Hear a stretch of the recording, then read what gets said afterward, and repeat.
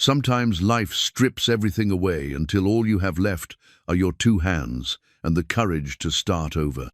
Clara May knew that feeling well as she stood outside Miller's General Store, staring at a ranch hand advertisement that might be her last chance at independence. The job was at Thorn Ridge Ranch, owned by Eli Thatcher. Everyone in town warned her about him. They said he was cruel and impossible to work for. Clara had buried her husband 2 years ago and watched her savings disappear. She needed work badly. The advertisement promised fair wages for honest work. What it didn't say was that 12 ranch hands had quit in 18 months. They all said Eli was too demanding. But Clara wasn't looking for easy work. She was looking for a place to rebuild her life. What happens when a woman who has nothing left to lose meets a man who has given up on finding someone who will stay? Before we jump back in, tell us where you're tuning in from, and if this story touches you, make sure you're subscribed, because tomorrow I've saved something extra special for you. The morning sun cast long shadows across Clara May's small rented room above Henderson's bakery, the same golden light that had awakened her for the past 18 months since she'd been forced to sell the farm. She sat on the edge of her narrow bed, turning her wedding ring between her fingers, a simple gold band that Thomas had saved 3 months' wages to buy 32 years ago. The metal had grown thin with wear, but she couldn't bring herself to remove it, not yet. The smell of fresh bread drifted up through the floorboards, reminding her that Mrs. Henderson would expect the rent by Friday. Clara opened the small wooden box on her nightstand and counted the bills inside. $12.37. Not nearly enough. She dressed carefully in her best dress navy blue with small white flowers, mended at the elbows but still respectable. Thomas used to say it brought out the cornflower blue of her eyes. He'd been gone 2 winters now, taken by the consumption that had slowly drained their savings along with his strength. First the doctor bills, then the medicine that didn't work, then the funeral costs that seemed cruel in their precision. Clara walked to the small mirror above her wash basin and pinned back her graying brown hair. At 53, she still carried herself straight and strong, her hands steady from years of farm work. Those hands had delivered calves, mended fences, and held her husband through his final nights. They were good hands, capable hands, even if the bank didn't see their worth. The memory of yesterday's conversation with Mr. Peterson still stung. She'd sat in his oak-paneled office, hat in her lap, explaining her situation with what dignity she could muster. "Mrs. May," he'd said not unkindly, "you're 2 months behind on the room rent, and Mrs. Henderson has been more than patient. You need steady income, not the occasional sewing work you've been picking up." She'd known he was right. The seamstress work came sporadically, and her eyes weren't what they used to be for the fine detail work that paid better. Her back ached from hunching over other people's mending by lamplight, trying to make a few coins, stretched to cover food and rent. "There's the county home," Peterson had suggested gently. "It's not charity exactly, more of a community arrangement." Clara had visited the county home once, delivering quilts with the church ladies. The smell of boiled cabbage and despair had followed her home. The women there had the same hollow look she'd seen in her own mirror lately, the look of people who'd simply given up. "I'll find something," she'd told Peterson, standing with more confidence than she felt. "Just give me another week." Now, as she prepared for another day of searching for work that seemed not to exist, Clara reminded herself of what Thomas used to say during their hardest times on the farm. "The Lord provides, Clara May. Maybe not what we expect, but what we need." She walked down the narrow stairs to the street, nodding to Mrs. Henderson, who was arranging fresh loaves in the window. The older woman's smile was kind, but worried. Everyone in town knew Clara's situation, though most were too polite to discuss it openly. The morning air held the crisp promise of autumn, and Clara pulled her thin shawl tighter as she made her way down Main Street. Millerville was the kind of town where everyone knew everyone else's business, for better and worse. She passed the dress shop where she'd occasionally done alterations, but Mrs. Carmichael had made it clear there wasn't enough work to go around. At the post office, she inquired about mail sorting, but young Billy Martinez already handled that job, and his mother cleaned the building. The hotel had no need for another cleaning woman, and the school board had filled their limited positions months ago. Clara found herself walking toward the outskirts of town, past the small houses where other widows lived with their grown children or relied on family support she didn't have. Thomas had been an only child, and her own family had scattered to other states long ago. The isolation of grief had been harder to bear than the poverty, though both pressed down on her with equal weight. She paused at the small cemetery where Thomas rested beneath a simple headstone she'd paid for with the last of their savings. "I don't know what to do," she whispered to the weathered granite. "I'm not ready to give up, but I'm running out of fight." The wind rustled through the dry grass, and Clara straightened her shoulders. Thomas had fallen in love with her stubborn streak, had called it her finest quality even when it frustrated him. She wouldn't disappoint his memory by surrendering without exploring every possibility. Walking back toward town, she noticed a small crowd gathered outside Miller's general store. The bulletin board there served as the town's unofficial job exchange, though it usually held notices for farm help during harvest season or requests for seasonal work that had long since passed. "Don't know why anyone would want that job," she heard Mrs. Collins saying to her neighbor. 12 men have come and gone from that place. Thatcher runs them off faster than he hires them." Clara moved closer, her curiosity overcoming her usual reluctance to join the town gossips. The women were studying a notice pinned to the board with a sturdy brass tack. "Ranch hand wanted," Mrs. Collins read aloud. "Honest work for honest pay. References required. Apply in person at Thorn Ridge Ranch." "Eli Thatcher's place," whispered Mrs. Mission. Morrison, shaking her head. "That man's got a heart colder than January wind. Came back from the war different, they say. Mean as a rattlesnake and twice as quick to strike. My nephew worked there last spring," added Mrs. Collins. "Said Thatcher barely spoke 2 words to him the whole time, then let him go without explanation after 3 weeks. Just handed him his pay and told him to be off the property by sunset." Clara studied the notice more carefully. The handwriting was precise, controlled the writing of an educated man. The paper was good quality, not the cheap stuff most people used for job postings. And the phrase, "honest work for honest pay," struck her as different from the usual vague promises. "Who would be fool enough to work for him?" Mrs. Morrison was saying. "Living way out there, miles from town, with a man who probably hasn't smiled since before the war."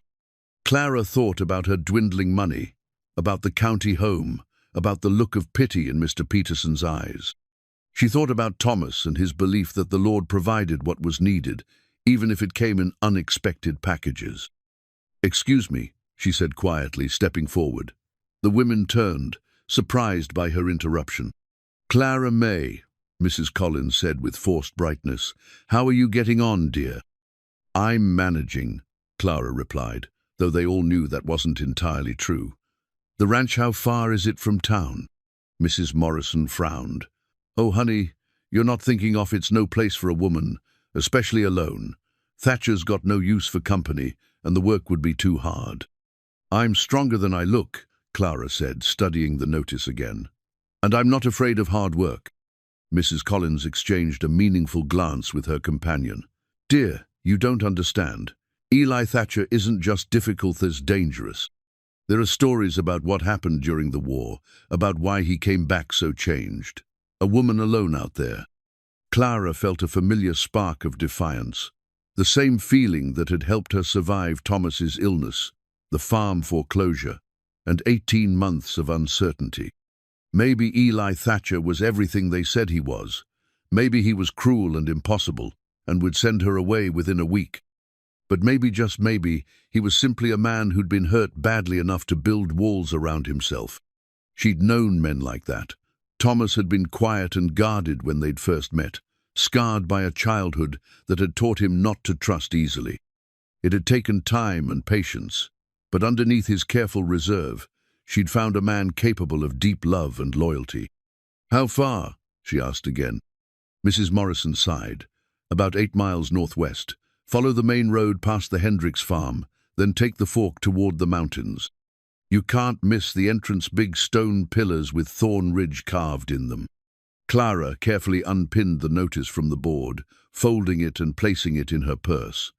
The women watched with expressions of concern and disapproval. "Clara May, please reconsider," Mrs. Collins said. "There has to be another way." "Maybe there is," Clara replied, "but this is the way that's presenting itself today." She walked home with more purpose than she'd felt in months, the notice tucked safely in her purse like a promise. Back in her small room, she packed her few belongings into Thomas's old carpet bag.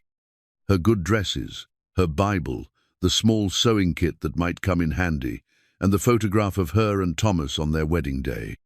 She held the photograph for a long moment, studying Thomas's gentle smile and her own young, hopeful face. "I know you'd want me to be careful," she said to the image, "but you'd also want me to be brave." That evening, Clara wrote a careful letter to Mrs. Henderson, explaining that she would be seeking employment outside of town and would settle her account as soon as possible. She folded the letter with $2 she could spare and slipped it under the landlady's door. Then she sat by her small window, looking out at the town where she'd lived for less than 2 years, but which had become her whole world. Tomorrow, she would walk 8 miles to meet a man everyone said was impossible to please. She would ask for a job she wasn't sure she could handle, working for wages that might or might not be fair. But tonight, for the first time in months, Clara May felt something that had been missing from her life: hope. It was fragile and uncertain, like the first green shoots after a harsh winter, but it was real. She turned her wedding ring once more between her fingers, then carefully removed it and placed it in the small wooden box with her remaining money. Tomorrow would bring whatever it brought, but she would meet it with her hands free and her heart open to possibility. The walk to Thorn Ridge Ranch took Clara 3 hours, her carpet bag growing heavier with each mile. She'd started before dawn, wanting to arrive at a respectable hour, but needing time to cover the distance on foot. The main road was well maintained, and the morning air held that crisp clarity that made the mountains seem close enough to touch. As she passed the Hendricks farm, she could see Mrs. Hendricks hanging laundry, and the woman paused to wave. Clara wondered if the gesture was friendly or farewell, perhaps both. By evening, word would spread through town that Clara May had actually gone through with her foolish plan. The fork in the road came sooner than expected, marked by a weathered wooden sign pointing toward Thorn Ridge Private Property.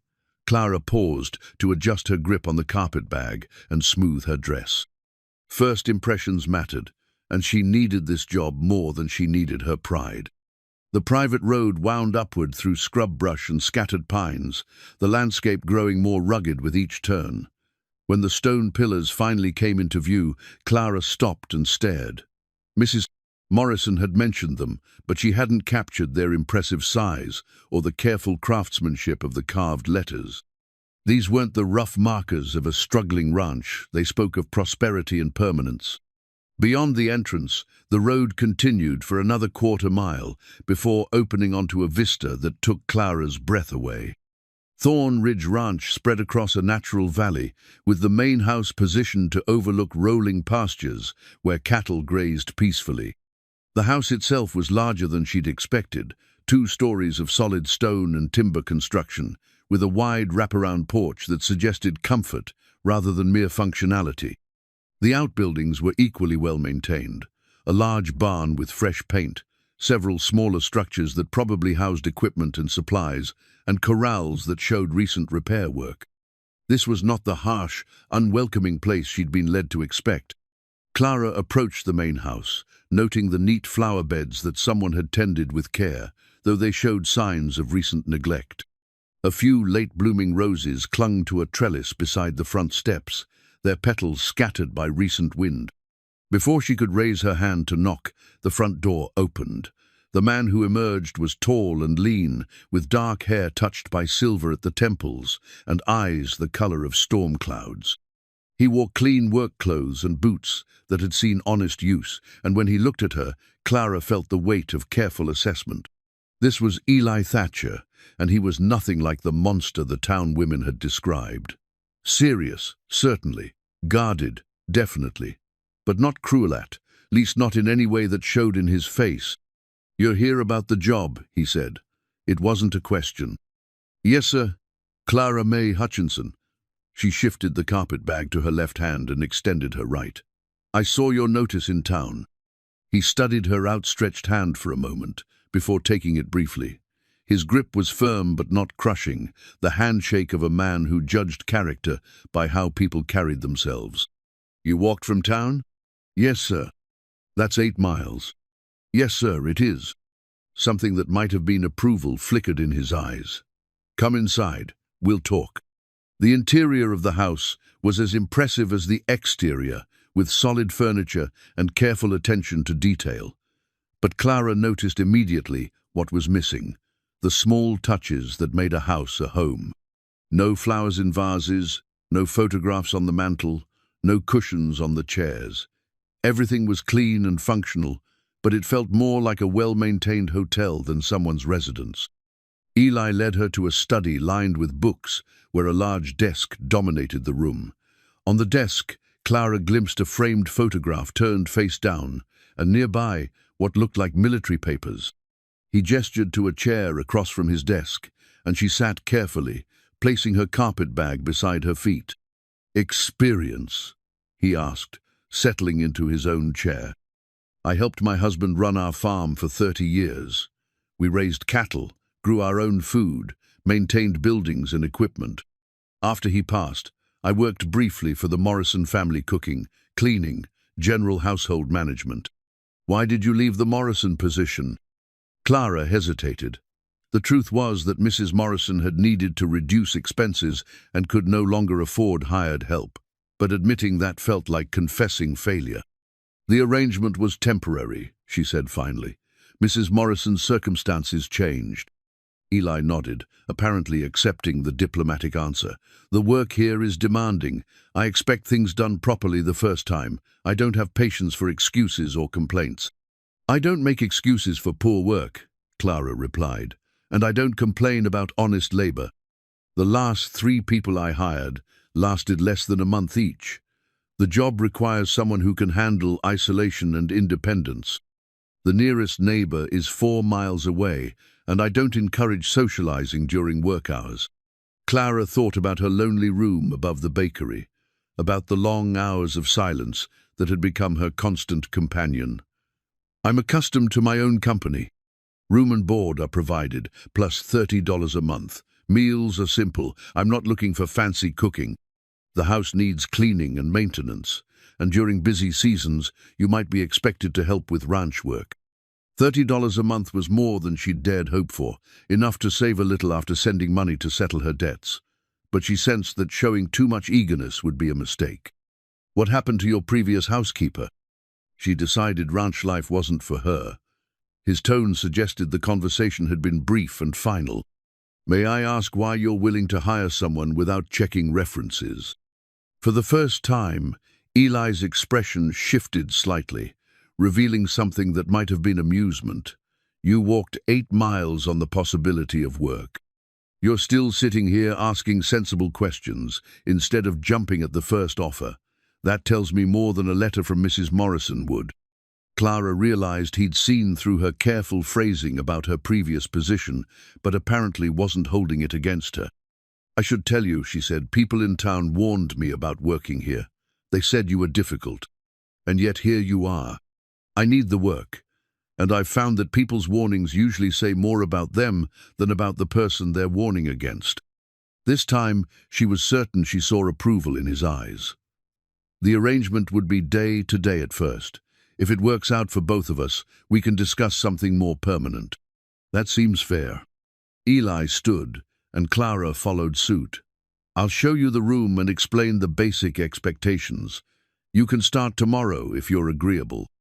He led her through the house, pointing out the kitchen, dining room, and sitting areas that would need regular attention. The room he showed her was on the ground floor, simply furnished but comfortable, with its own small window overlooking the front pasture. Meals are at 6, noon, and 6, he said. I'm usually up before dawn and tend to work until dark. I'll eat whatever you prepare, but I'm not particular about fancy presentations. As they completed the tour, Clara noticed details that contradicted the stories she'd heard. The books in his study were well-read volumes on agriculture, history, and literature, not the collection of a cruel or ignorant man. The tools in the kitchen were high quality and well-maintained. Everything about the house suggested someone who took pride in his surroundings, even if he didn't actively enjoy them. "Do you have questions?" Eli asked, as they returned to the front hall. "Just one.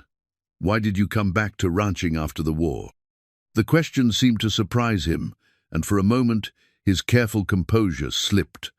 Clara saw something raw and unguarded in his face before he regained control. "This land has been in my family for 3 generations, he said finally. "It was what I came back to." The way he said "came back" suggested the journey had been longer and more difficult than simple geography. Clara nodded, understanding that some stories required time and trust before they could be shared. "I'll be here tomorrow morning, Mr. Thatcher." "Eli," he corrected, "if you're going to live here, we might as well skip the formalities." "Clara," she replied, and this time his handshake lasted a moment longer. As she walked back down the long drive toward town, Clara felt a mixture of relief and anticipation. Whatever Eli Thatcher's reputation might be, the man she'd met was complex rather than cruel, guarded rather than mean-spirited. The work would be demanding, but the house felt solid and peaceful in a way that her small room above the bakery never had. For the first time in 2 years, Clara May was looking forward to tomorrow. Clara arrived at Thornridge Ranch as the first pale light of dawn touched the mountains. She'd packed Thomas's old work gloves in her carpet-bag-cracked leather that had molded to his hands over years of use. Wearing them felt like carrying a piece of his strength with her into this new chapter. Eli was already in the kitchen when she knocked, dressed for the day's work with his hair still damp from washing. He looked surprised to see her so early, then nodded approvingly. "Coffee's made," he said, gesturing toward the stove. "Help yourself."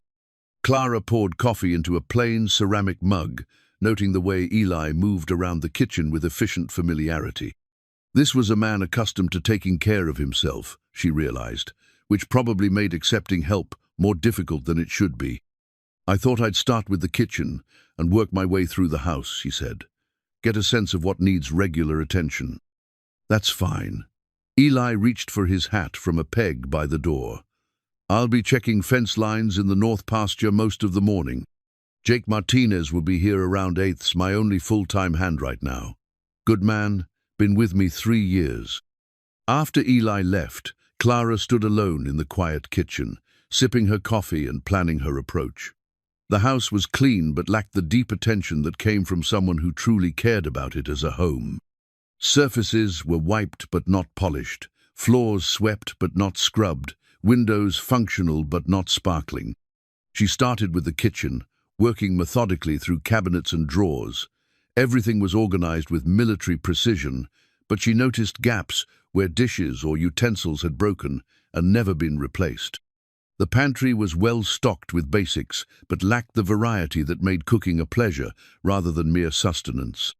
By the time Jake Martinez arrived, Clara had the kitchen gleaming and had started a list of small improvements that would make the space more functional. Jake was a weathered man in his 40s, with kind eyes and calloused hands that spoke of honest work. "You must be Clara," he said, removing his hat politely. "Jake Martinez.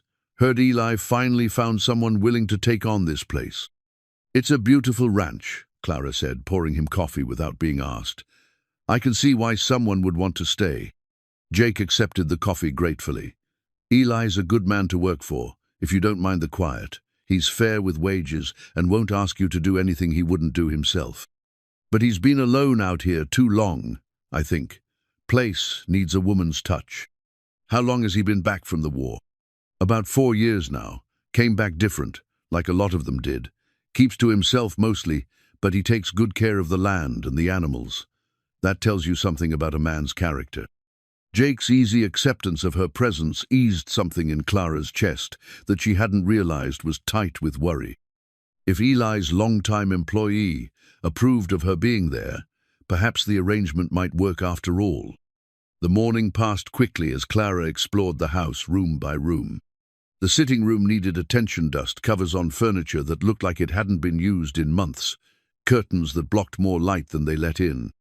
The dining room was similar, formal and unused, as if Eli had simply closed off the parts of the house that reminded him too much of family or entertaining. When she found the previous housekeeper's quarters, Clara understood why the woman had left. The room was cramped and cheerless, positioned at the back of the house with a single small window facing the barn. Clara's own room, by contrast, had been chosen to offer comfort and dignity, another sign that Eli Thatcher wasn't the unfeeling man people believed him to be. She was polishing the dining room table when Eli returned for lunch, bringing with him the smell of outdoors and honest work. Clara had prepared a simple meal: fried eggs, fresh biscuits, and preserves she'd found in the pantry. "You didn't need to go to trouble," Eli said, but he ate with obvious appreciation. "No trouble. I enjoy cooking for people who'll eat it." Clara refilled his coffee cup. "Jake seems like good help." "He is. His family has a small place about 10 miles south. He rides over most days, unless weather's bad." "How large is the ranch?" "About 2,000 acres. Not huge by some standards, but enough to make a living if you manage it right."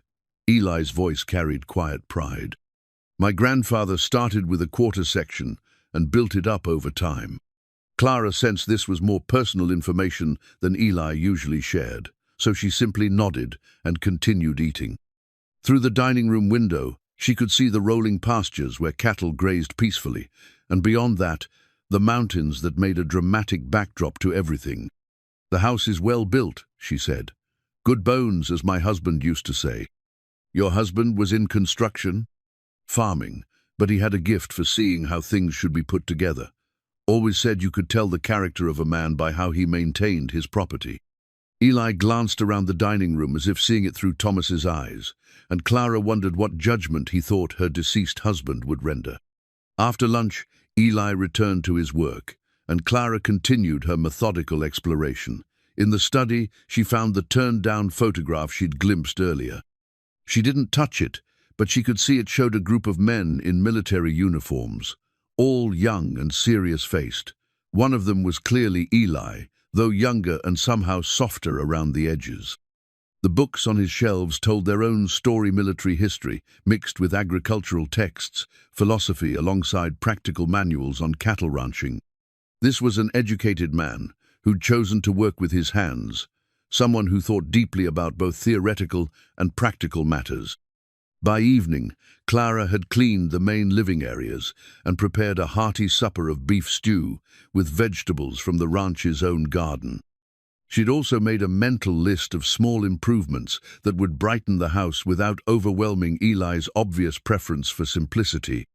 During supper, their conversation was cautious but increasingly comfortable.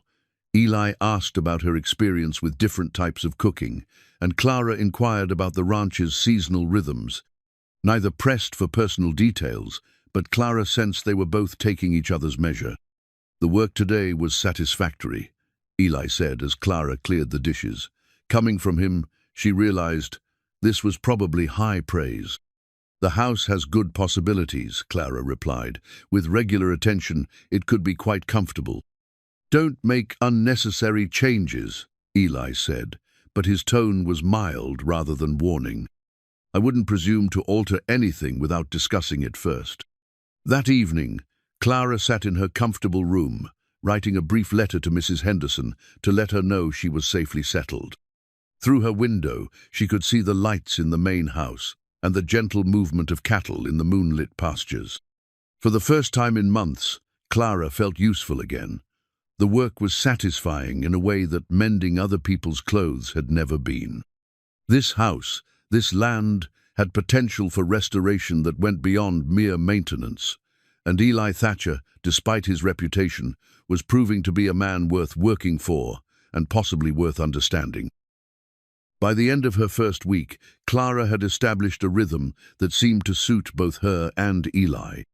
She rose before dawn to prepare breakfast, spent mornings on household tasks, and used afternoons for deeper cleaning projects or helping with ranch work when needed. Evenings brought simple suppers and cautious conversation. It was while cleaning Eli's study that Clara discovered the hand-carved chess set tucked away in a cabinet behind ledger books. The pieces were beautifully crafted, each one showing the patient work of someone who understood both the game and the art of woodworking. She ran her fingers over the smooth surface of a carved knight, admiring the detail in its flowing mane. "My grandfather made that," Eli said from the doorway, startling her. "He believed chess taught a man to think several moves ahead." Clara carefully placed the knight back on the board. "It's beautiful work. Do you play?" "Used to. Been a while since I had an opponent." "I learned from my father," Clara said, "though I'm probably rusty." Something shifted in Eli's expression. Not quite a smile, but a softening around his eyes. "Maybe we could try a game sometime." That evening, after supper, Eli retrieved the chess set and placed it on the kitchen table. Their first game was tentative, both of them testing not just chess strategy, but the boundaries of their working relationship. Clara found that Eli played with the same careful precision he brought to ranch management, thoughtful, methodical, always considering consequences. "Your grandfather taught you well," Clara said as Eli captured her bishop with an elegant combination she hadn't seen coming. "He said chess was like ranching. You have to think about the weather 3 seasons ahead and always have a backup plan." Their games became a regular evening ritual, played over coffee while the day's work settled around them. Clara began to understand that Eli was not just intelligent, but genuinely thoughtful, someone who considered problems from multiple angles before acting. She also noticed that he seemed more relaxed during their games, as if the mental exercise provided a respite from whatever thoughts occupied him during the day. The first real test of their arrangement came when Clara announced her intention to visit town for supplies. "I need some things for the kitchen," she explained over breakfast, "and I'd like to send a letter to settle some business back in town." Eli nodded, but said nothing, returning to his coffee with studied indifference. Clara sensed this was a moment that mattered, though she wasn't entirely sure why. The walk to town took the usual 3 hours, but the return journey felt longer under the weight of disapproving stares and whispered conversations. Clara had forgotten how quickly news traveled in a small town, and clearly word of her employment at Thornridge had spread to everyone. At Peterson's bank, she deposited most of her first week's wages and arranged to send money to Mrs. Henderson. Peterson's eyebrows rose when he saw the amount, but he processed the transaction without comment. "How are you finding ranch life?" he asked with careful neutrality. "It suits me well enough," Clara replied, matching his tone. At Miller's General Store, the reception was less subtle. Mrs. Collins and Mrs. Morrison happened to be examining fabric when Clara entered, and their conversation stopped abruptly. "Clara May," Mrs. Collins said with forced brightness. "How good to see you. We've been wondering how you're managing out there." "I'm managing very well, thank you." "It must be terribly isolated," Mrs. Morrison added, "all alone with that man so far from town." Clara felt heat rise in her cheeks, but kept her voice level. "Mr. Thatcher is a perfect gentleman, and the work is honest and fair." "Still," Mrs. Collins persisted, "people do talk. A woman alone in that situation, well, it doesn't look proper." "Then perhaps people should find more constructive uses for their time than speculating about situations they don't understand." Clara completed her purchases with brisk efficiency, aware of the whispered conversations that followed her through the store. By the time she left, she was angry not just at the gossips, but at their assumption that she couldn't take care of herself or make sensible decisions about her own life.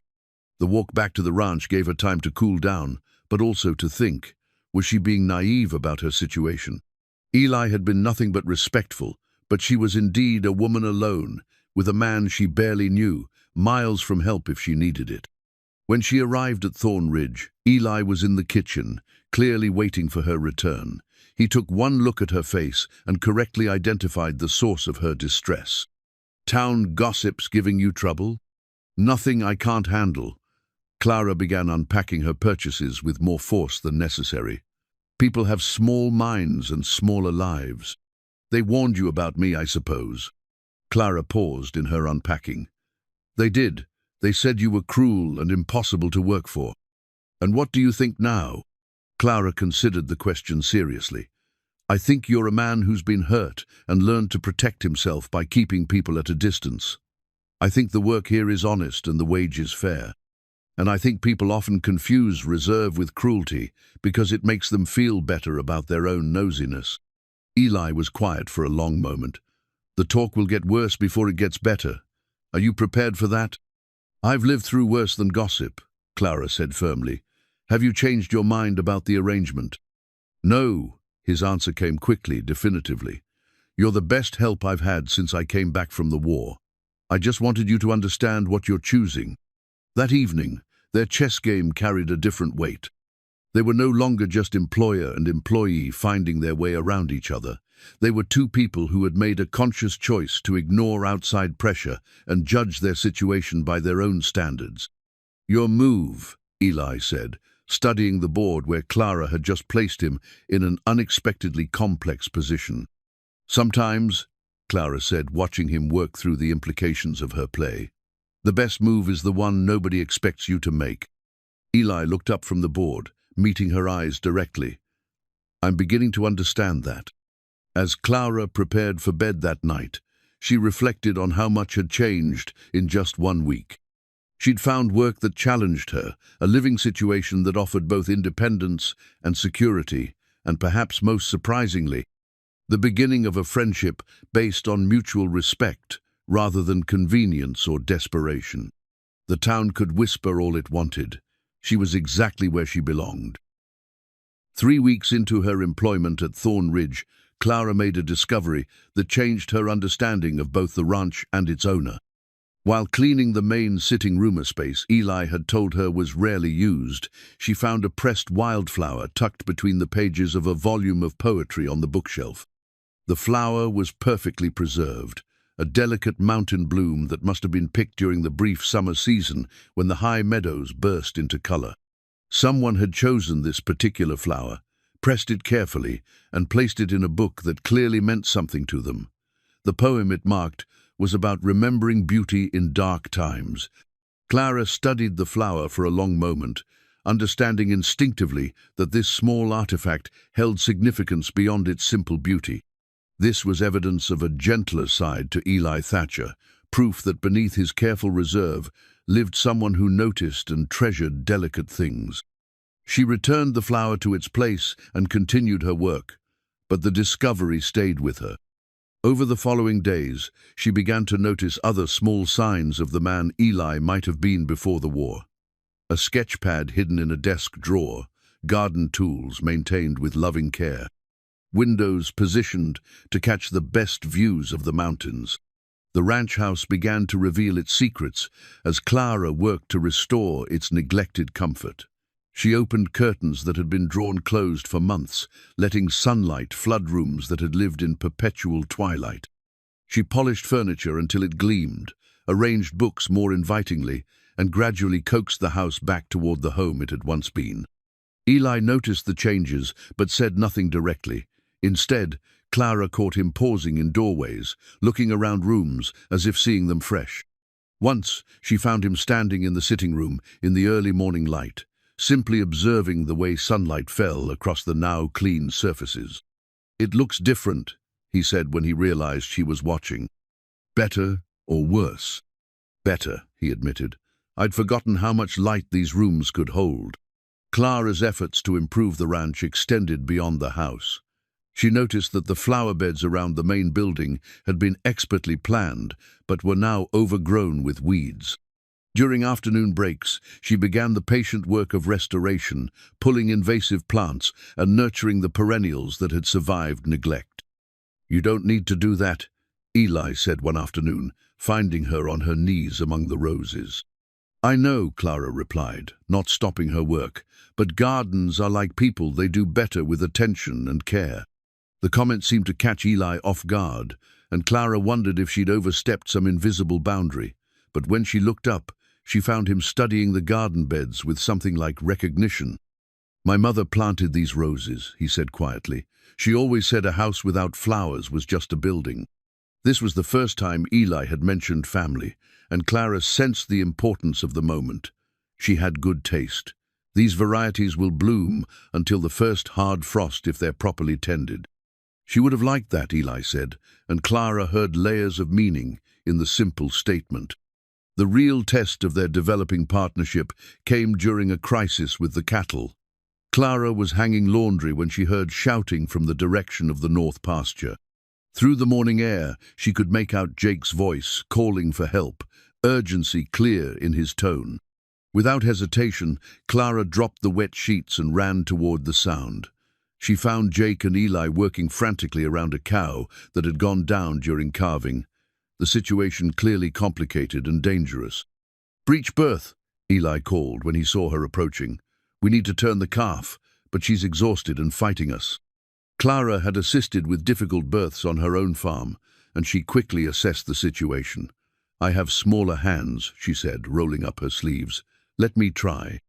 For the next hour, Clara worked alongside the two men, her experience and calm presence helping to guide the difficult delivery. When the calf finally arrived alive and healthy despite the complications, all three of them were covered in mud and exhaustion. "That was good work," Jake said, grinning despite his fatigue. "Haven't seen hands that steady since my grandmother was helping with births." Eli said nothing, but Clara caught him looking at her with something like respect mixed with surprise. She realized this was the first time he'd seen her handle genuine ranch work, and she'd proven herself capable in ways that went beyond housekeeping. "Your coffee's probably cold by now," she said, suddenly aware of how she must look. "Coffee can wait," Eli replied. "Good help is harder to replace than hot coffee." That evening, their chess game carried a different energy. Clara noticed that Eli seemed more relaxed, more willing to engage in conversation between moves. "Where did you learn veterinary work?" he asked as she considered her next play. "My husband. Thomas had a gift with animals, said they trusted him because he never rushed them. I learned by watching and helping." "He sounds like a good man." He was. Clara moved her queen into position. He would have liked this place. He always said land had its own personality, and you had to listen to what it was telling you. "What is this land telling you?" Clara looked up from the board, meeting Eli's steady gaze. "That it's been well, loved, but lonely. That it has the bones of something beautiful, but needs someone who cares enough to tend it properly. And the people on it?" The question surprised Clara with its directness. She considered her answer carefully. "I think the same could be said about the people." Something shifted in Eli's expression, a wall coming down, or perhaps a door opening slightly. "You might be right about that." Later that night, Clara lay in her comfortable bed, listening to the sounds of the ranch settling into darkness. The cattle were quiet in their pastures, the horses content in their stalls, and somewhere in the main house, Eli was probably reading or working on ranch accounts by lamplight. For the first time since Thomas's death, Clara felt truly useful, not just employed, but needed in ways that went beyond her ability to cook and clean. The ranch was responding to her care, and perhaps more importantly, so was its owner. She thought about the pressed wildflower, about Eli's mother's roses, about the way he'd looked at her after the difficult birth. Healing, she realized, was like gardening. It required patience, attention, and faith that growth was possible even in the hardest soil. The autumn storms arrived earlier than expected, bringing with them a test that would define Clara's place at Thornridge Ranch. She discovered her most treasured possession, her family, Bible, while unpacking the last of her belongings, a leather-bound volume that had belonged to her grandmother and guided 4 generations through times of joy and sorrow. The book fell open naturally to passages marked with pressed flowers and handwritten notes in the margins, a testament to the faith that had sustained her family through hardships. Clara traced the familiar words of comfort, remembering her grandmother's voice reading these same verses during the difficult years of Clara's childhood. When the first storm hit on a Tuesday evening, Clara was prepared for wind and rain. She wasn't prepared for the intensity of nature's assault on the ranch, or for the way it would strip away the last pretenses between her and Eli. The winds began around sunset, howling down from the mountains with a ferocity that made the solid ranch house creak and groan. By full dark, rain was driving horizontally across the valley, and Clara could hear debris striking the windows with alarming force. Eli appeared in the kitchen as she was securing loose items, his reins slicker dripping and his face grim with concern. "Looks like it's going to be a bad one," he said, checking the latch on the kitchen window. "Jake made it home before it got too rough, but I need to check on the livestock." "I'll come with you," Clara said, reaching for her coat. "No need. You should stay inside where it's safe." Clara fixed him with a steady look. "Two people can accomplish more than one, and I'm not made of sugar. I won't melt in the rain." For a moment, Eli looked like he might argue, then nodded curtly. "Stay close and do exactly what I say." The journey to the barn was treacherous, with wind strong enough to knock a person down and rain that stung like needles. Clara followed Eli's lead, grateful for the rope line he'd strung between the house and outbuildings for exactly this purpose. Inside the barn, the noise was somewhat muted, but Clara could hear the cattle moving restlessly in the nearby shelter. The horses were nervous, whickering and pacing in their stalls. "Just need to make sure everyone's secure," Eli shouted over the storm. "Sometimes the wind can damage gates or fencing." They worked methodically through the barn, checking latches and ensuring feed and water were accessible. Clara's presence seemed to calm the animals, and she found herself automatically checking for signs of distress or injury. It was when they moved to the cattle shelter that real trouble revealed itself. A section of roofing had come loose, creating a dangerous situation where sheets of metal could break free and injure the animals huddled below. "We need to secure that before it tears completely loose," Eli said, studying the problem with professional assessment. "How?" "Someone needs to get up there and tie it down temporarily until we can fix it properly tomorrow." Clara looked at the ladder leading to the roof, then at Eli's face in the lamplight. "Someone smaller would have an easier time moving around up there safely." "Absolutely not. I'm not afraid of heights, and I'm light enough that I won't put additional stress on damaged structures." Their argument was brief but intense, conducted in shouts over the howling wind. In the end, practical necessity won over protective instinct. Clara climbed carefully onto the roof, while Eli fed her rope and tools, both of them working together to secure the loose metal against the storm's assault. The work was dangerous and exhausting, requiring trust and coordination that went far beyond their usual professional relationship. When they finally made it back to the house, both soaked and shaken, something fundamental had changed between them. "Coffee," Clara said simply, moving toward the stove with hands that trembled slightly from cold and adrenaline. They sat at the kitchen table, still in their wet clothes, drinking coffee that tasted like the best thing either of them had ever consumed. The storm continued to rage outside, but inside the warm kitchen, a different kind of intensity settled between them. "That was good thinking about the roof," Eli said finally, "and good work. I couldn't have managed it alone." "We make a good team," Clara replied, then realized how the words might sound. But Eli didn't seem uncomfortable with the implication. "We do," he agreed quietly. As the night wore on, they took turns checking on the animals and monitoring the storm's progress. During the quiet periods, they talked more freely than they ever had before, about the challenges of ranch life, about the satisfaction of work done well, about the way cooperation could accomplish what individual effort couldn't. "I never expected to find a partner in this work," Eli admitted during one of their kitchen conversations. "After the war, I thought I was better suited to solitary labor." "Sometimes the best partnerships develop naturally," Clara said, thinking of her marriage to Thomas. "You don't set out looking for them, they just grow from shared respect and common purpose." "Is that how it was with your husband?" Clara nodded, surprised by how easily she could talk about Thomas now. "We were friends first, working toward the same goals. The rest developed over time. He was lucky to have found you."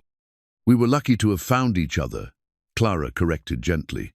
"Good partnerships are rare enough that they shouldn't be taken for granted." The storm finally began to weaken near dawn, and by the time Jake arrived for work, the immediate danger had passed.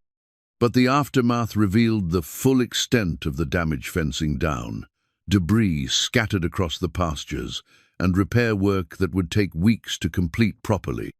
"Looks like you two had quite a night," Jake observed, taking in their exhausted faces and the evidence of hard work accomplished under difficult conditions. "Clara kept the barn roof from collapsing," Eli said simply. "Couldn't have managed without her." Jake's expression shifted to one of respect, mixed with understanding. Clara realized that something significant had been established during the storm, not just her competence, but her commitment to the ranch and to Eli's vision for it. As they planned the day's repair work over breakfast, Clara felt the quiet satisfaction of knowing she'd proven herself in ways that went beyond her original job description. But more than that, she discovered something about the man she was working for. Beneath his careful reserve and protective independence, Eli Thatcher was someone worth fighting storms beside. The bank foreclosure notice arrived on a crisp October morning, delivered by a somber-faced clerk who apologized twice before handing Clara the official envelope addressed to Eli Thatcher. She accepted it with the same polite efficiency she brought to all ranch business, but something about the young man's demeanor made her stomach tighten with unease. Clara placed the envelope on Eli's desk without opening it, respecting the privacy of his correspondence. But when he returned from the south pasture that afternoon, she knew from his face that the news was as bad as she'd feared. "Problems?"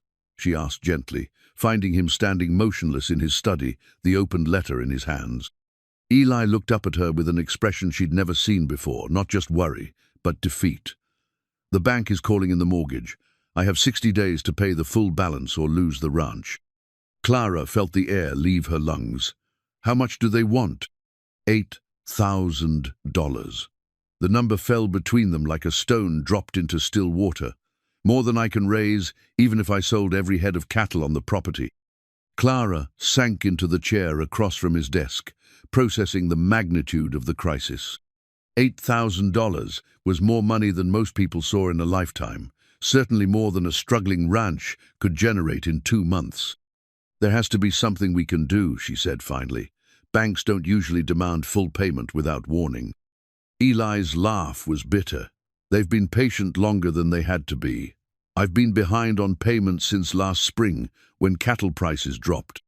I kept thinking I could catch up, but this drought made everything worse." Clara studied his face, seeing shame and frustration alongside the worry. "Why didn't you tell me the ranch was in trouble?" "Because it wasn't your problem to solve. You came here for work, not to fix my mistakes." "But it explains so much," Clara said, pieces of a puzzle falling into place. "Why you've been hiring inexperienced help, why you're doing so much of the work yourself, why you live like a man who's afraid to spend money on comfort." Eli nodded reluctantly. "I've been cutting expenses everywhere I could. Hiring you was actually a risk I couldn't afford, but I couldn't manage the house and the ranch work both." Clara felt a complex mix of emotion, sympathy for Eli's situation, anger that he'd hidden something so important, and growing determination that somehow they would find a solution. "What are your options?" "I could try to find a buyer for the land, but that would take months, and there's no guarantee I'd get enough to pay off the debt. Most likely, the bank will foreclose and auction the property to recover what they can." "And then what happens to you?" Eli shrugged with forced casualness. "I'll figure something out. Maybe find work on someone else's ranch, though most operations around here are struggling too." Clara stood and walked to the window, looking out at the land she'd come to love, the rolling pastures where cattle grazed peacefully, the mountains that provided a majestic backdrop to everything, the careful improvements that spoke of generations of hard work and pride. "This land has been in your family for 3 generations, she said, remembering his earlier words. "And I'll be the one who loses it." The pain in Eli's voice was raw and immediate. Clara turned back to face him, an idea beginning to form. What if there was another way? "Clara, I've been over the numbers 100 times. There's no way to raise that kind of money in 60 days. What if we had a partner, someone willing to invest in the ranch in exchange for partial ownership?" Eli shook his head. Who would invest in a failing operation? And I don't have time to find investors and negotiate deals. Clara took a deep breath, knowing she was about to change everything between them. I would. The silence that followed was heavy with surprise, and something else, perhaps hope, though Eli's expression remained carefully guarded. Clara, you don't understand what you're suggesting. I understand perfectly. I have some money saved, not enough to solve the whole problem, but enough to make a significant difference, and I have skills that could help make the ranch profitable again. How much money are we talking about? Clara had been dreading this question, knowing how her small savings would sound compared to the ranch's enormous debt. About $1,200. I know it's not much, but $1,200 would cover the missed payments and buy us time. Eli interrupted, leaning forward in his chair. But Clara, investing in this ranch would be incredibly risky. You could lose everything. I've already lost everything once, Clara said quietly. The difference is, this time I'd be choosing the risk instead of having it chosen for me. Eli studied her face carefully. Why would you do this? You have a good job here, regular wages, security. Why risk your savings on a ranch that might fail anyway? Clara considered how to explain feelings she was still sorting through herself. Because this place matters. Because the work we do here matters. Because, she paused, gathering courage for complete honesty. Because you matter, and losing this ranch would destroy something important in you. The words hung between them, more intimate than anything either had said before. Clara saw Eli's throat work as he swallowed hard. Even with your investment, we'd still need to find ways to increase income, he said finally. The cattle operation alone isn't generating enough profit. Then we diversify. You have good land for hay production, and there's growing demand from other ranchers. We could expand the garden and sell vegetables to the hotel in town. There are possibilities we haven't explored yet. Clara met his eyes directly. If I'm investing my savings, I want to be a real partner in the decisions that affect the ranch's future, not just a housekeeper who happens to own part of the property. Eli was quiet for a long moment, and Clara wondered if she'd pushed too hard, too fast. When he finally spoke, his voice was rough with emotion. I don't know how to be partners with someone. I've been alone for so long, making all the decisions myself. Learning to share responsibility is part of what makes partnerships work, Clara said gently. I had to learn that with Thomas too. And if the ranch fails anyway? If we lose your money along with everything else? Clara thought about the life she'd built since coming to Thorn Ridge, the satisfaction of meaningful work, the growing friendship with Eli, the sense of purpose she'd rediscovered. Then at least we'll have tried together. That's worth something, even if it doesn't guarantee success. Eli stood and walked to the window, studying the land that represented 4 generations of his family's dreams and struggles. When he turned back to Clara, she saw resignation mixed with something that might have been relief. If we do this, he said slowly, it changes everything between us. We'd be equal partners, sharing both the risks and the rewards. I understand that. And if it works, if we manage to save the ranch and build something profitable, you'd own half of whatever we create together. Clara nodded. And if it fails, I lose my investment and you lose your family's land. We both understand the stakes. Eli extended his hand across the desk. Partners? Clara shook his hand firmly, feeling the calluses that matched her own and the strength that she'd come to depend on. Partners. As they began planning their strategy to save Thorn Ridge Ranch, Clara realized she'd just made the biggest leap of faith of her life. She was risking not just her financial security, but her heart on a partnership that could either fulfill her deepest hopes or destroy what little stability she'd managed to rebuild. But looking at Eli's face, seeing hope replaced defeat for the first time since she'd known him, Clara knew she'd made the right choice. Clara's savings book lay open on the kitchen table between them, its careful columns of figures representing 2 years of scrimping and sacrifice. The small leather-bound ledger contained $1,237 every penny she'd managed to save since Thomas's death, plus the wages she'd earned at Thorn Ridge. "Are you certain about this?" Eli asked for the third time that morning, his coffee growing cold as he stared at the numbers that represented Clara's entire financial security. "I've never been more certain of anything," Clara replied, though her heart hammered against her ribs as she spoke.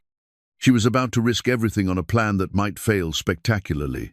But the alternative, watching Eli lose his family's ranch while she stood safely on the sidelines, was unthinkable. They'd spent 3 days developing their strategy. Clara's savings would cover the missed mortgage payments and provide operating capital for their expanded plans.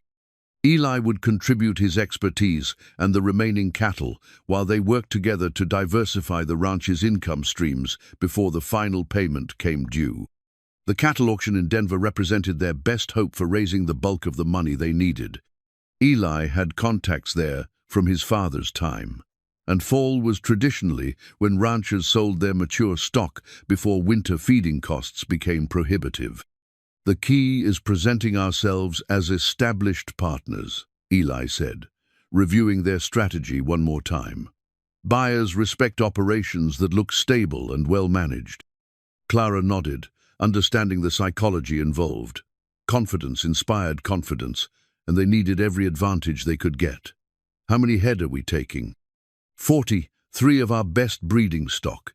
It's a risk we're selling animals that could produce calves next spring, but we need the immediate cash more than the long-term potential." The preparation work was intense and exhausting. Clara threw herself into the tasks with determined energy, helping to sort cattle, organize transportation, and plan their approach to potential buyers. Jake had proved invaluable, using his connections to arrange favorable trucking rates and advising them on which animals would bring the best prices. "You two make a good team," Jake observed on the evening before their departure, watching Clara and Eli work in seamless coordination to finalize their preparations. "Haven't seen Eli this focused on something positive since he came back from the war." Clara felt heat rise in her cheeks at the comment, but also a warm satisfaction. Their partnership had developed a natural rhythm that surprised them both. Where Eli's military experience provided strategic thinking and attention to detail, Clara's intuition and people skills filled gaps he didn't even realize existed. The night before the auction, they sat at the kitchen table one final time, going over their contingency plans and backup strategies. The chess set had been moved aside to make room for papers and calculations, but Clara noticed Eli's fingers drumming against the table in the same pattern he used when considering a difficult chess move. "Nervous?" she asked gently. "Terrified," Eli admitted with surprising honesty. "I've never had this much riding on a single day, and I've never had a partner whose financial future depended on my decisions." Clara reached across the table and covered his restless hand with her own. The gesture was intended to be comforting, but the moment their skin touched, she felt something electric pass between theme and awareness, that their partnership had grown beyond business arrangement into something neither of them had expected. Eli didn't pull away. Instead, he turned his hand palm up and briefly squeezed her fingers. "Thank you," he said quietly, "for believing in this place when I'd almost given up on it myself.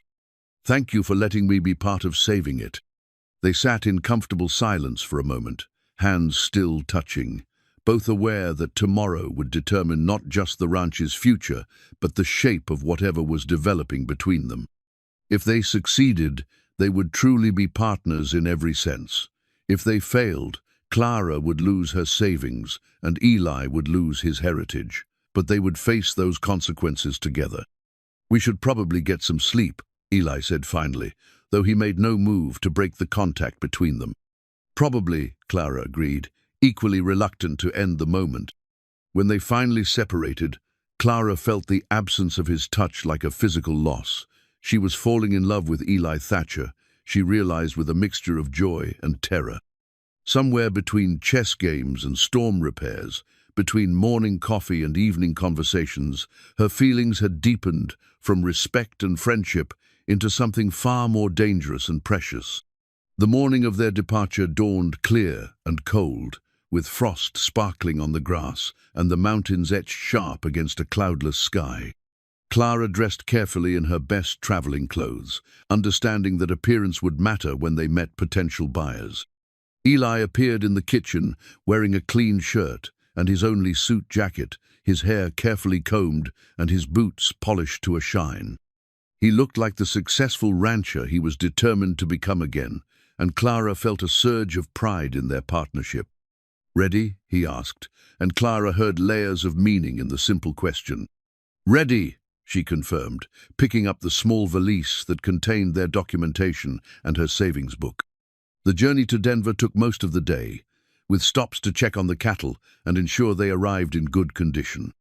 Clara used the time to observe other ranchers and their operations, noting details that might help with their sales strategy. "Look confident but not desperate," Eli coached as they approached the auction yards. "Let them see that we're successful people making business decisions, not farmers forced to sell because of financial pressure." The auction facility was larger and more chaotic than Clara had expected, with hundreds of cattle, dozens of buyers, and an energy that spoke of serious money changing hands. She stayed close to Eli as they registered their animals and received their lot numbers, trying to project the calm assurance of an experienced partner. "Thatcher!" a voice called across the crowded registration area. "Eli Thatcher, as I live and breathe." The man approaching them was well-dressed and confident, with the bearing of someone accustomed to making large purchases. Eli's face brightened with recognition. "Frank Morrison," Eli said, extending his hand. "Good to see you again." "Likewise. Haven't seen you since your father's funeral. My condolences again on that loss. He was a good man and a fair dealer." Morrison's attention shifted to Clara with polite curiosity. "And you must be Mrs. Thatcher?" Clara felt her cheeks warm, but before she could correct the assumption, Eli stepped smoothly into the moment.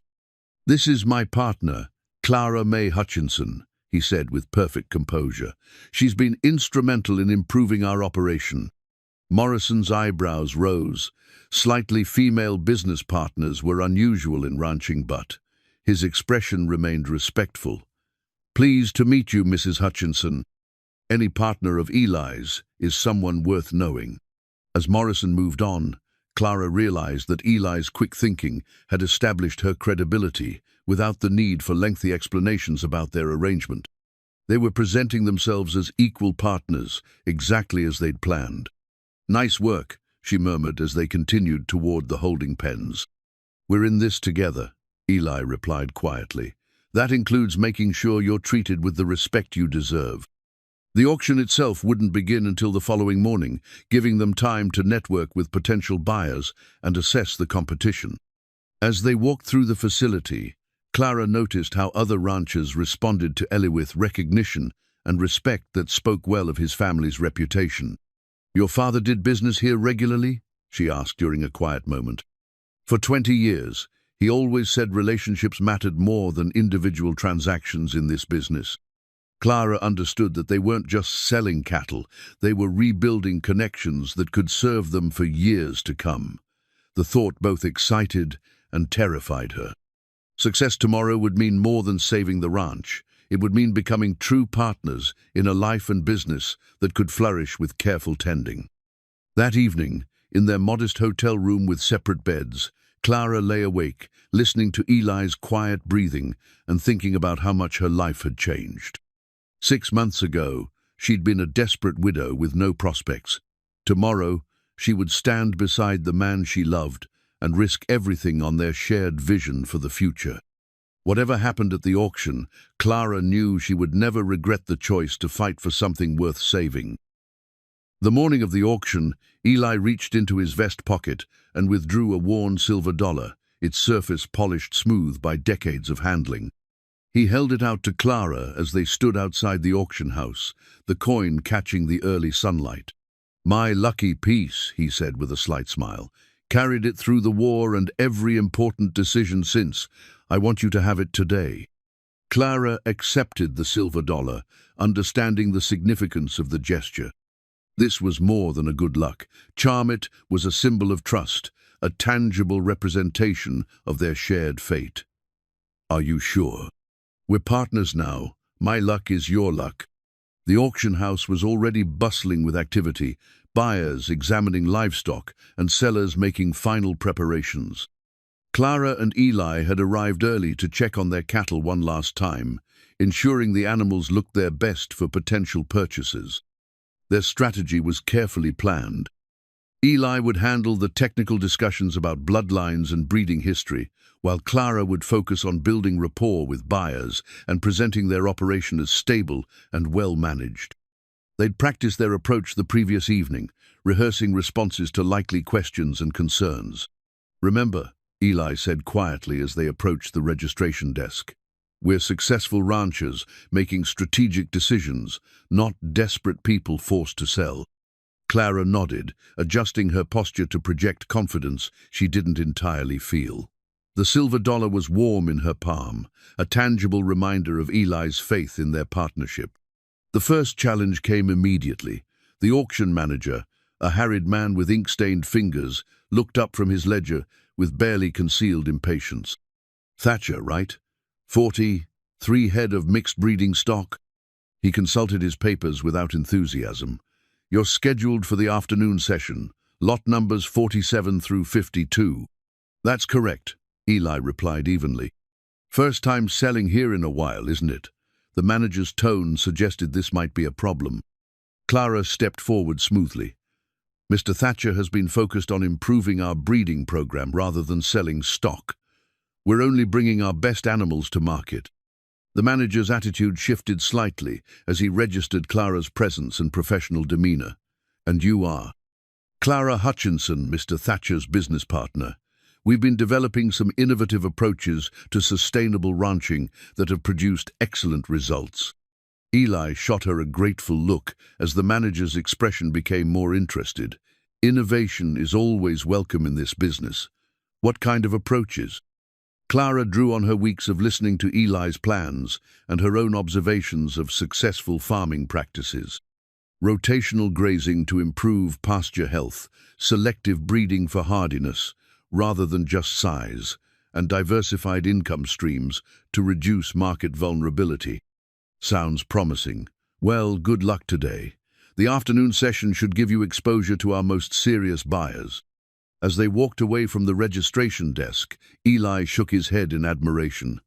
"Where did that come from?" "I've been paying attention," Clara replied. "Partners need to understand all aspects of the business." Their first real test came an hour later, when they encountered a group of established ranchers examining cattle in the holding pens.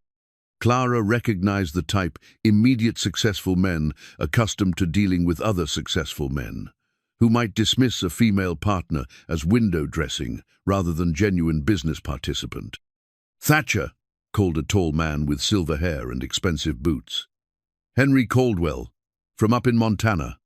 Heard you might have some interesting breeding stock." "Mr. Caldwell," Eli replied, shaking hands. "This is my partner, Clara Hutchinson. She's been instrumental in developing our breeding program." Caldwell's handshake with Clara was perfunctory, his attention already shifting back to Eli. "What bloodlines are you working with?" Before Eli could answer, Clara spoke up.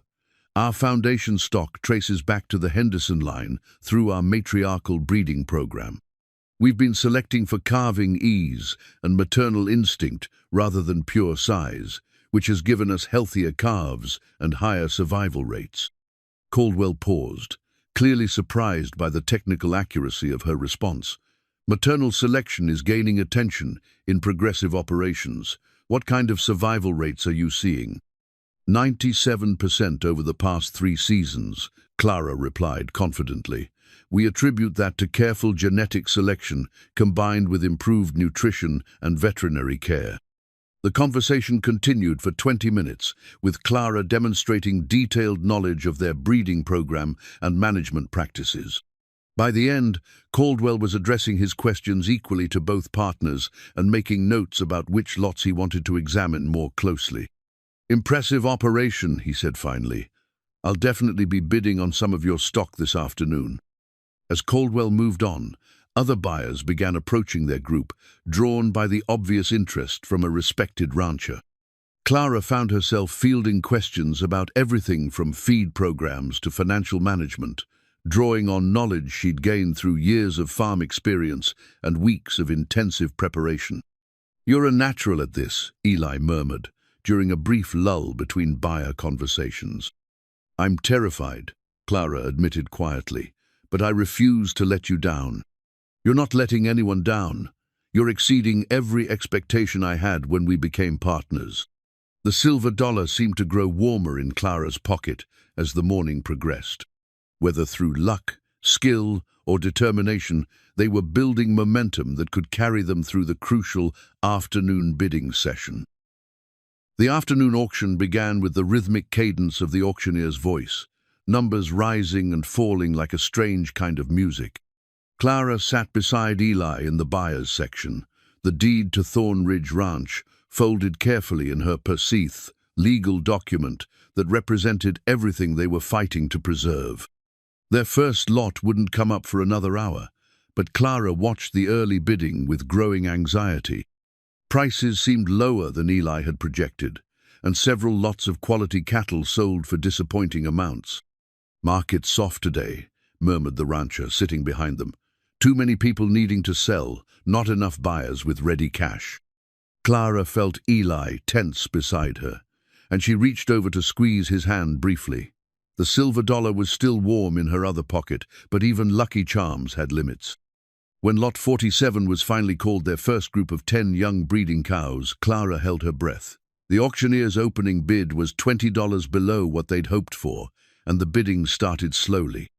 "These are quality animals," Eli said quietly, watching Henry Caldwell examine the cattle one more time before returning to his seat. The bidding picked up as Caldwell entered the competition, driving the price higher than the opening offers. But when it reached their minimum acceptable level, the momentum stalled. Clara watched two potential buyers shake their heads and turn away. $55, called the auctioneer. "Do I hear 60? Silence stretched across the auction house like a held breath. Clara calculated quickly $55 per head for 10 cows would net them $550, barely enough to cover transportation costs and fees. Then Frank Morrison, the buyer who'd greeted them the previous day, raised his hand. 60. 65. Caldwell responded immediately. The bidding war that followed drove the price to $82 per head, well above their projections. When the gavel fell, Clara felt her first real surge of hope. "Good start," Eli said quietly, but she could see the relief in his eyes. Their second lot performed even better, with competition between 3 serious buyers, pushing the price to $90 per head. By the time their third group entered the ring, word had spread about the quality of Thornridge cattle, and the bidding was spirited from the opening call. "Lot 49, announced the auctioneer. 15 head of prime breeding stock from the Thatcher operation. These animals represent some of the finest genetics available in the region." Clara noticed several buyers who hadn't shown interest earlier now, leaning forward attentively. Their morning networking was paying dividends, as ranchers who'd spoken with them decided to participate in the bidding. The competition was fierce, with prices climbing steadily past their most optimistic projections. When the final gavel fell at $97 per head, Clara had to resist the urge to cheer. "We're ahead of projections," she whispered to Eli as they waited for their next lot. "Don't celebrate yet," he replied, but his voice carried cautious optimism. "We still have the most important group coming up." Lot 51 represented their biggest risk and greatest opportunity ahead of their absolute best breeding cows, animals that could form the foundation of someone's entire operation. They debated whether to sell these particular cattle, knowing they represented years of careful genetic selection. "If we get good prices for these 8, Eli had explained during their planning sessions, they could generate enough revenue to save the ranch, but if the bidding is weak, we lose our best genetics for insufficient return. When the 8 cows entered the ring, Clara could see heads turning throughout the auction house. These were obviously superior animals, and the auctioneer seemed to sense the opportunity. "Ladies and gentlemen, this is the kind of breeding stock that builds reputations. Opening bid is $100 per head." 3 hands shot up immediately, and Clara knew they were witnessing something special.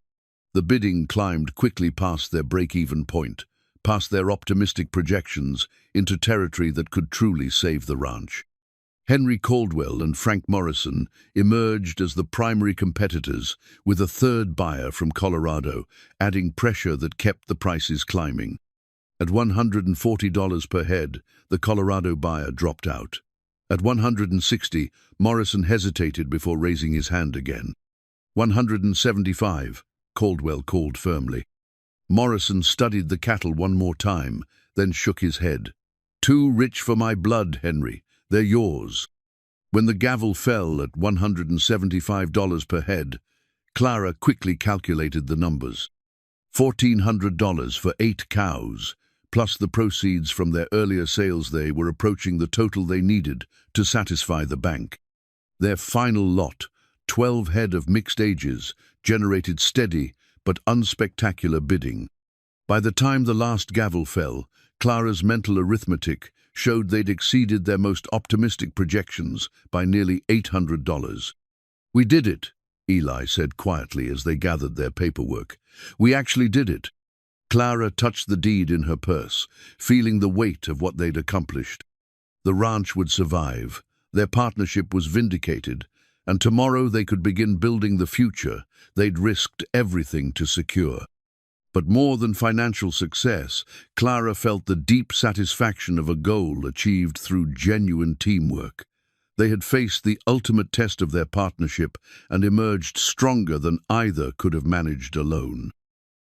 6 months after the auction, Clara stood at the kitchen window, watching Eli install the new ranch sign they'd commissioned from the local craftsman. The wooden board, painted in crisp white letters against a dark green background, read "Thatcher May Ranch" in elegant script, with smaller text below announcing "Quality breeding cattle, agricultural products." The spring morning carried the sweet scent of new grass and the sound of cattle lowing contentedly in pastures that had recovered from the previous year's drought. Everything about Thornridge looked different now, not just maintained, but thriving under their combined attention and investment. Clara poured coffee into 2 mugs and walked outside to where Eli was adjusting the sign's position for the 3rd time, his perfectionist nature showing in the careful attention to detail. "It's crooked," he announced, stepping back to assess his work. "It's perfect," Clara replied, handing him his coffee. "Just like everything else around here." Eli accepted the coffee and studied the sign with satisfaction. "Think it sends the right message? That we're partners in every sense of the word?" "Yes, I think it does." The transformation of their operation over the past months had exceeded even their most optimistic projections. The money from the cattle auction had satisfied the bank and provided working capital for improvements that were already paying dividends. Their diversification into hay production had created a reliable secondary income stream, while Clara's expanded garden supplied vegetables to both the hotel in town and several neighboring ranches. More importantly, their partnership had evolved into something neither had dared hope for when they'd first shaken hands over a desperate business arrangement.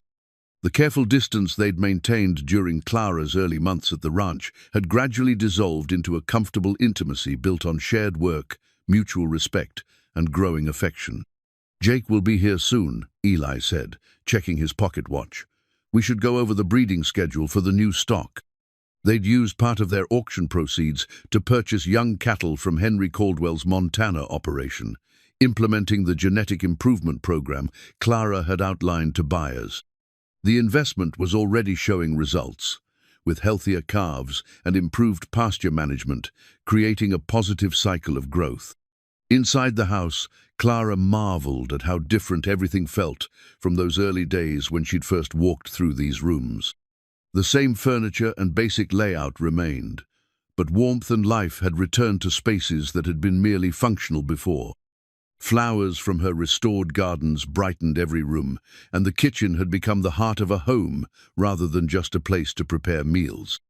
"I never thanked you properly," Eli said suddenly, pausing in his review of breeding records. "For what?" "For seeing possibilities when I could only see problems, for believing in this place when I'd almost given up on it." Clara set down her coffee and looked at him seriously. You saved me too, you know. When I answered that advertisement, I was looking for work. I found purpose instead. We found each other, Eli said quietly. The simple statement carried weight that went far beyond their business partnership. Over the months of working together, sharing meals, planning for the future, and building something meaningful with their combined efforts, they discovered a connection that neither had expected to find again. About that, Clara said, feeling suddenly nervous. There's something we should probably discuss. Eli's expression grew concerned. Problems? Not problems exactly. Just, well, people in town are starting to ask questions about our arrangement. Mrs. Henderson mentioned it when I was in for supplies yesterday. What kind of questions? Clara felt heat rise in her cheeks. The kind that wonder whether two people who obviously care about each other and live on the same property might want to make their partnership official in more ways than one. Eli was quiet for a moment, and Clara worried she'd misread the situation entirely. Then he reached across the table and took her hand, his thumb tracing gentle circles on her palm. What did you tell Mrs. Henderson? That it was nobody's business but ours. Good answer. Eli's voice was warm with affection. Though I have to admit, the idea has occurred to me more than once. Clara's heart skipped. The idea of what exactly? The idea that the best partnerships sometimes grow into something even better. The idea that two people who work well together might also make a good marriage. Is that a proposal, Eli Thatcher? It's a conversation about possibilities, Eli replied with a slight smile. Though if you're interested in hearing an actual proposal, I could probably manage one. Clara laughed, feeling lighter than she had in years. I might be interested in hearing that. Eli stood and walked around the table, taking both her hands in his. Clara May Hutchinson, you've brought life back to this ranch and hope back to my heart. Would you consider making our partnership permanent in every way that matters? Yes, Clara said without hesitation. Yes, I absolutely would. Eli's kiss was gentle and sure, carrying the promise of shared tomorrows and the satisfaction of dreams they'd built together. When they finally separated, Clara could see their future stretching ahead, seasons of hard work and quiet contentment, challenges met with combined strength, and the deep satisfaction of a life chosen rather than simply endured. Outside the kitchen window, the new ranch sign caught the morning sunlight, its fresh paint bright against the backdrop of rolling pastures and distant mountains. Thatcher, May Ranch, represented more than a business arrangement. No, it was home, heritage, and hope combined into something that would endure long beyond either of them. Clara had come to Thornridge looking for work and found paradise instead. Not the paradise of fairy tales, but the real-world paradise of meaningful labor, genuine partnership, and love that grew from shared respect and common purpose. Sometimes, she reflected as she stood in Eli's arms looking out at the land they would tend together, the best things in life came disguised as last resorts.